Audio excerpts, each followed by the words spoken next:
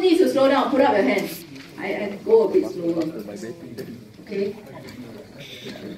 So in job design and delegation over here, I introduced to you. Remember, I introduced to you job design for individual and for group level. Remember? Okay. And I introduced to you, and also individual will be the job simplification, job enrichment, job simplification, job rotation, job enlargement, job enrichment. Then for job design for group levels, I introduced to you integrated work teams. Then what else? Autonomous work teams. Okay. Then I introduced cover job description. The characteristic model is meant for job enrichment efforts. Then we move on to work schedules. Then I cover flexi time, compressed work week, job sharing, and telecommuting. Then we move on to the process of delegation already. Okay, explain the benefits of delegation, and certain tasks should never be delegated. Okay, so yeah, work schedules. So remember, work schedules are designed to increase satisfaction, because sometimes, some of our employees need to meet personal and work-life needs, because sometimes the home doesn't allow them to contribute. You try to work around them so that they can cope with home as well as at work. So flexi time. Flexi time will be flexible working hours. Focus on number. Actually, the keyword is number of hours. So if I say 30 hours, then my starting and quitting time will add up to, in a week, will add up to 30 hours. Okay? Compressed work week, less days work in a week. Job sharing is 2 persons sharing one job, equating to 1 full-time requirement. Telecommuting, telecommuting means work from home. Doesn't mean work from home, no. Non-office location is also considered. So if you sit in a Starbucks and work, it's also telecommuting. You sit in a hotel and work because you're outstation, it's also telecommuting. Okay? And you use electronic means. Okay? So let's move on to lecture 7. Lecture 7, right? Decision making. So in decision making, we introduce to you the types of decisions under situations under which decisions are made. You recall the certainty, risk, uncertainty, and ambiguity. Alright? And all these are linked to the goals, the information availability, and the outcome of the decisions.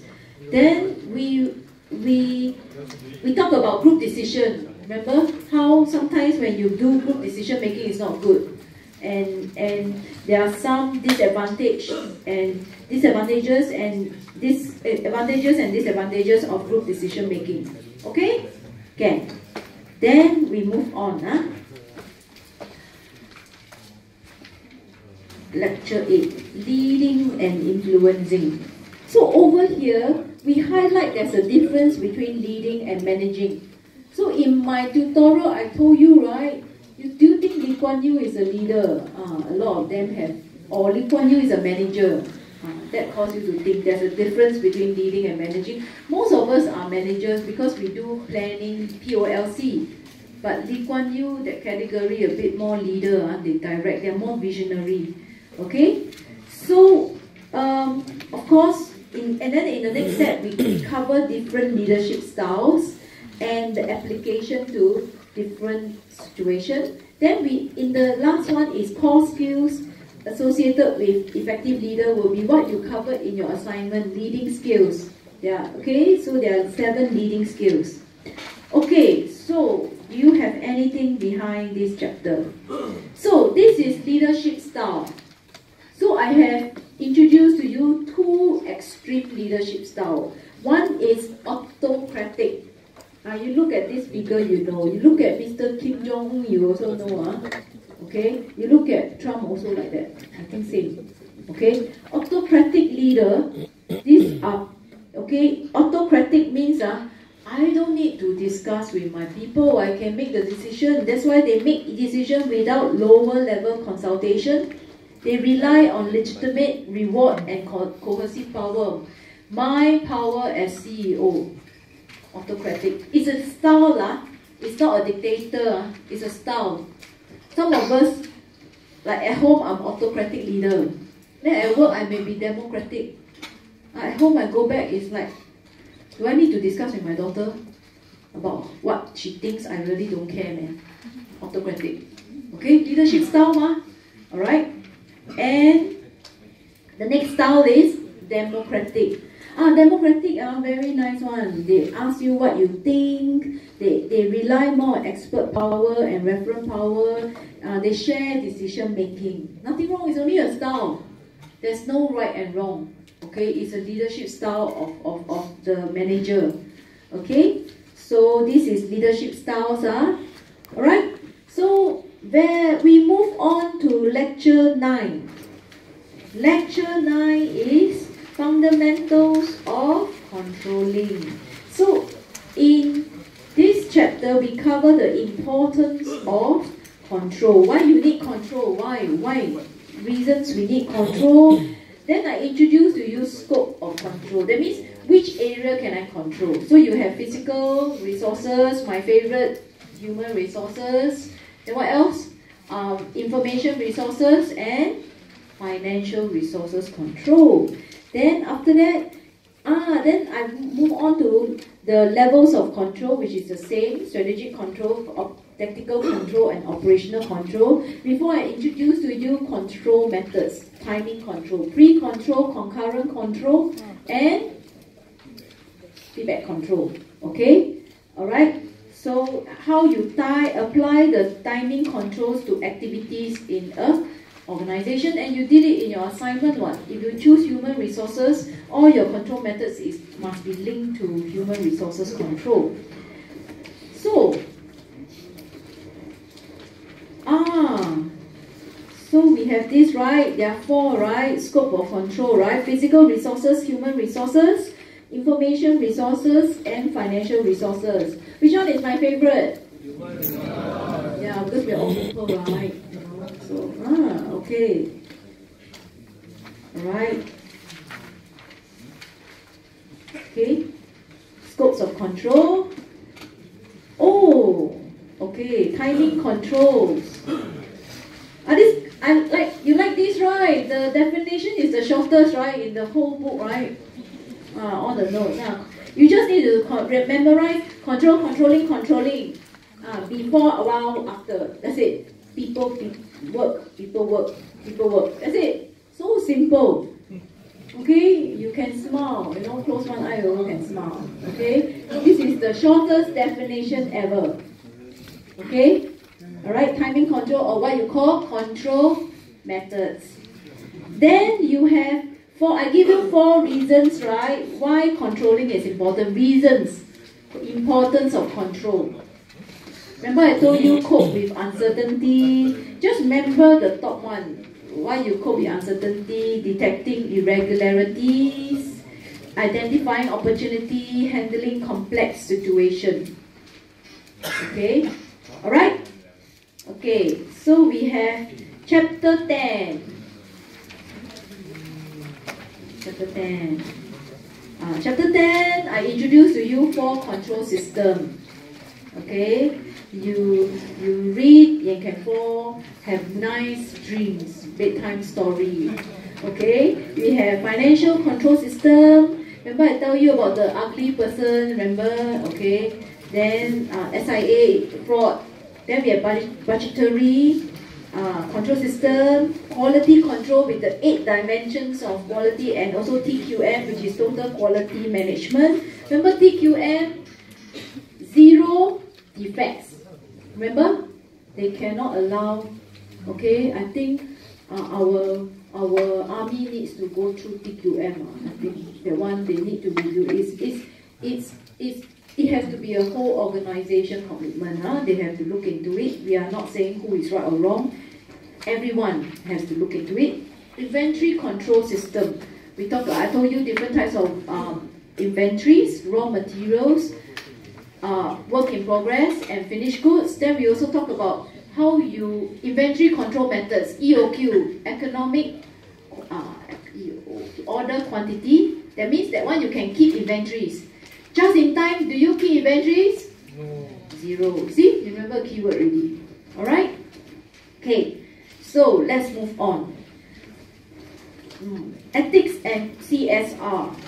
Okay, ethics and CSR is 11. We introduce to you the stakeholder concept. Oh, sorry. Okay, I go. Okay, sorry. Wait. We cover stakeholders. We cover 4 areas of CSR. Remember? Environmental concern. I always look at heading. So environmental concern, consumerism, equal opportunity in employment, and community support philanthropy. Okay, so if you find philanthropy very hard to spell, just write community support because it's a slash, it's okay. And after that, we talk about business ethics. Alright, so what is in it for you? Stakeholder concept. Okay, you might. Then I share with you some of my favorite stakeholders, Favorite. Okay. How many stakeholders I introduced to you? 9, right? So I must give you some of my favorites.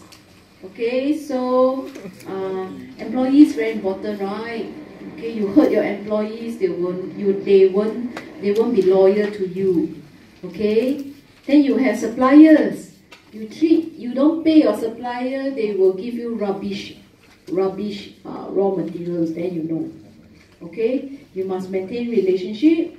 Then if you affect the community not good, the community get into trouble also because of you. Then remember this public interest group, you try to make them unhappy. You see recently, what's the public interest group is the celebrity. So celebrity can garner media, So when this group come together, join together, no joke, You don't want to, you're not upset also can get upset. Okay, the company takes a very, it can affect their decision to action or inaction. So that's, stakeholder is very, very important as well. Okay, and of course the government is important because they regulate the business, They control the business because if they control business, they also collect money, tax revenue, corporate tax. Okay? And then I just covered, we have just 4 broad areas, right? 4 major CSR. You must know what are the 4, that's all. Okay, what are the 4 headings? These are headings and the key things we'll do. Okay, keywords. Okay, then we move on to organizational communication. Okay, organizational communication.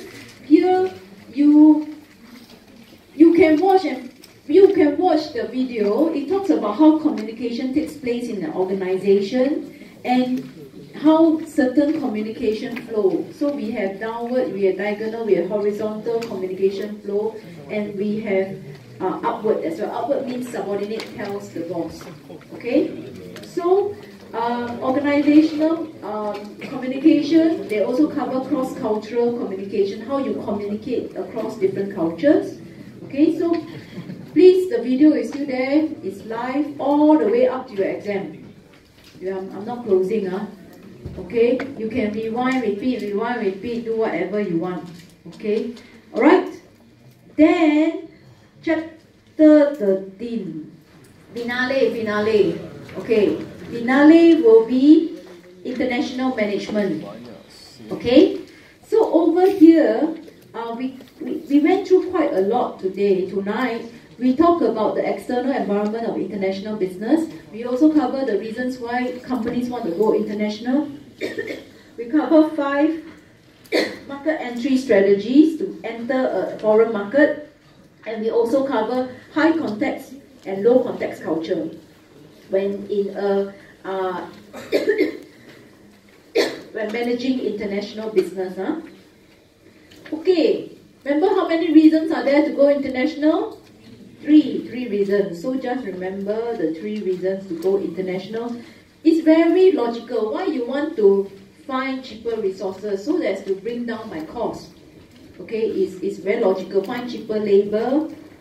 Okay, mostly it's driven by manufacturing and oil industry, oil and gas industry.